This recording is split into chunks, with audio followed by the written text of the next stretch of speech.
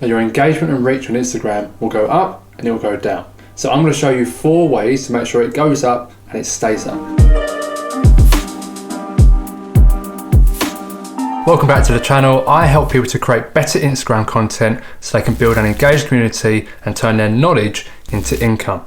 Now, when it comes to increasing your reach and engagement on Instagram, it's made out to be a very hard thing. Sometimes it can be, but I want to give you 4 very simple but unique ways of increasing your engagement and reach practically overnight, and to make sure it goes up and it stays up.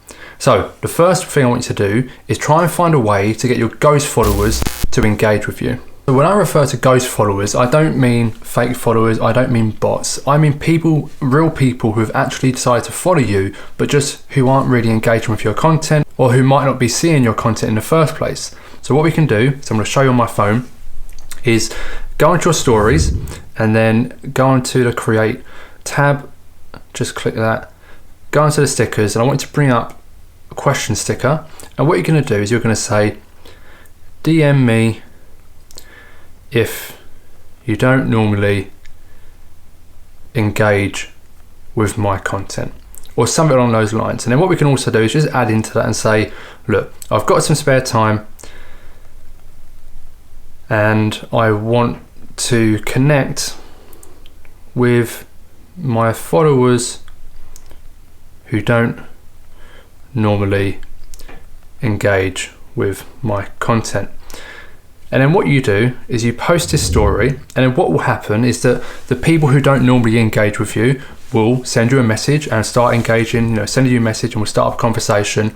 And what we don't realize is that actually, to get people to see our content more often, we don't just need them to engage with just our content. We need them to engage with our profile as a whole. So getting your ghost followers to send you a message is a very simple way of telling the algorithm to send our content to them. And what will then happen is that as they come up with our conversation, most of the time, the first piece of content that's going to come up on their home feed will be our piece of content. So it's a very simple trick to make sure that your content starts to get shown to more of your ghost followers. And then over time, you keep repeating this process, you will get more reach and you will get more engagement. So another little trick you can do to increase your reach and engagement very quickly is to simply use hot topics, or to use trends, or to repeat types of content or formats that are proven to work well for you. So I'm going to get out my phone again. I'm going to show you an example of myself and how I use this process to really explode my reach and my engagement on my page. So looking through my feed, you can see that if I click on, for example, this post here, that I was getting around about 300 likes on my content at the time. I then posted this post, which was how to increase your reach part 1, and I noticed that it got double my normal engagement. So straight away I began to see that this was a topic that people enjoyed, or might be a format that people enjoyed. So now I've done how to write captions at work, and this again got double the normal engagement. I then done another how to increase your reach, and this got double the engagement. So straight away I kept repeating these hot topics, I kept repeating the format that was working, and ultimately, because people were enjoying it so much, my reach, my engagement, it kept increasing over time. So eventually, as my growth started to explode, I done how I grew 1,000 followers in 5 days, and this got over 1,600 likes on this post. So this is what, 3-5 times the average engagement I was getting only a week or so before. So what did I do? I repeated this topic, and I done again how I grew 1,000 followers in 3 days, and it got roughly the same amount of engagement. And I kept repeating this process of refining and repeating the same topics, the same formats, the same ideas that were proven to work. And in the short term, this worked very well, and it helped me to really explode my growth, explode my reach, and explode my engagement. In the long term, would this strategy work? I'm not sure, but in the short term it does. So find hot topics for your niche, find hot topics for your page in particular, and just repeat them time and time again to build that momentum and really drive up your reach and really increase your engagement. Now, one thing that can really restrict your reach and your engagement is what's known as content fatigue.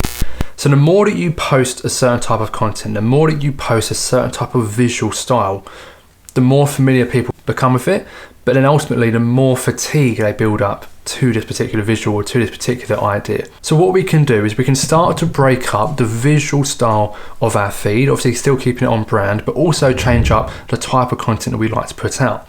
So for me, I was always posting, if I scroll further down, I was posting black and yellow content most of the time, and this worked very well for quite a long period of time. But then I noticed that people started to become quite fatigued with the content I was putting out. So then I introduced a third color scheme, which was a grey. So the black background was my most prevalent, my most consistent type of content. So that's what people would know me by.